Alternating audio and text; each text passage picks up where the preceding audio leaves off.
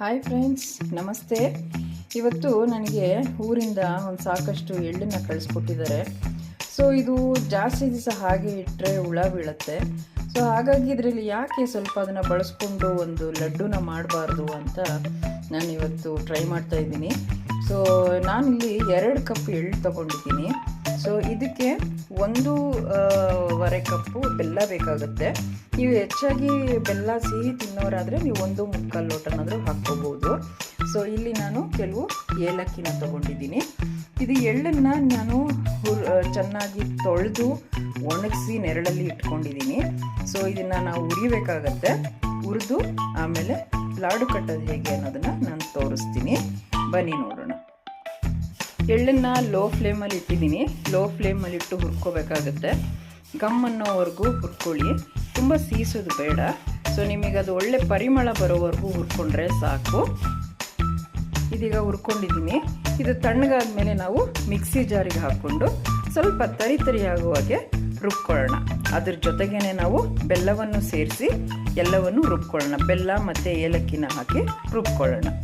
ಈಗ ನೋಡಿ, ಇದು ತರಿಯಾಗಿ ರುಬ್ಕೊಂಡಿದ್ದೀನಿ. ಹೀಗೆ ಎಲ್ಲ ಎಳ್ಳನ್ನು ತರಿಯಾಗಿ ರುಬ್ಕೊಳ್ಳೋಣ. ಬೆಲ್ಲನ ಕರಗಿಸೋ ಅವಶ್ಯಕತೆ ಇಲ್ಲ, ನೀವು ಮಿಕ್ಸಿನಲ್ಲೇ ಹಾಕಿ ಇದ್ರ ಜೊತೆಗೆ ರುಬ್ಕೋಬೋದು. ನೋಡಿ, ಈಗ ಇದು ನುಣ್ಣಗೆ ರುಬ್ಕೊಂಬಂದಿದ್ದೀನಿ.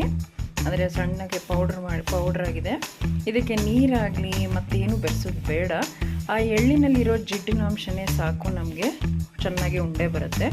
ಹಾಗಿದ್ರೂ ಉಂಡೆ ಬರಲಿಲ್ಲ ಅಂತ ಪಕ್ಷದಲ್ಲಿ ನೀವು 1-2 ಸ್ಪೂನು ತುಪ್ಪನ ಹಾಕ್ಬೋದು. ತುಪ್ಪ ಕರಗಿಸ್ಬಿಟ್ಟು ನೋಡಿ, ಹಾಗೆ ಬರ್ತಾ ಇದೆ ಉಂಡೆ ಚೆನ್ನಾಗಿ.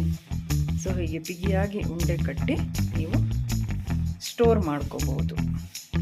ನೋಡಿ, ಒಂಚೂರು ನೀರು ತಗೊಳ್ಳಿಲ್ಲ. ಸೊ ನೀರು ಹಾಕ್ತಾನೆ ಉಂಡೆ ರೆಡಿ ಇದೆ. ಇದನ್ನು ನೀವು ಡೈಲಿ ಒಂದೊಂದು ತೊಗೋಬೋದು. ಇದರಿಂದ ಬಹಳಷ್ಟು ಹೆಲ್ತ್ ಬೆನಿಫಿಟ್ಸ್ ಇದೆ. ಸೊ ಇದರಿಂದ ಹೇರು ಮತ್ತು ಸ್ಕಿನ್ಗೆ ಒಳ್ಳೆಯದಾಗುತ್ತೆ, ಬೋನ್ ಸ್ಟ್ರೆಂತ್ ಬರುತ್ತೆ, ಡೈಜೆಸ್ಟಿವ್ ಸಿಸ್ಟಮ್ ಇಂಪ್ರೂವ್ ಆಗುತ್ತೆ, ಮತ್ತು ಅನೆಮಿಯಾ ಇರೋರಿಗೆ ಅದು ರಿಡ್ಯೂಸ್ ಆಗುತ್ತೆ, ಹಾರ್ಮೋನಲ್ ಇಂಬ್ಯಾಲೆನ್ಸ್ ಇರೋರಿಗೆ ಅದು ಸರಿಯಾಗುತ್ತೆ. ಸೊ ಇಷ್ಟೆಲ್ಲ ಬೆನಿಫಿಟ್ಸ್ ಇರುವಾಗ ನಾವು ಯಾಕೆ ಇದನ್ನು ಮನೆಯಲ್ಲಿ ಸಿಕ್ಕೋ ಇಂಗ್ರೀಡಿಯೆಂಟ್ಸ್ ಸೇರಿಸಿ ಮಾಡಬಾರ್ದು? ನೀವು ಮಾಡಿ, ನಿಮ್ಮ ಮಕ್ಕಳಿಗೂ ಕೊಡಿ, ಆರೋಗ್ಯವಾಗಿರಿ. ಇದನ್ನು ಖಂಡಿತ ಟ್ರೈ ಮಾಡಿ. Thanks for watching.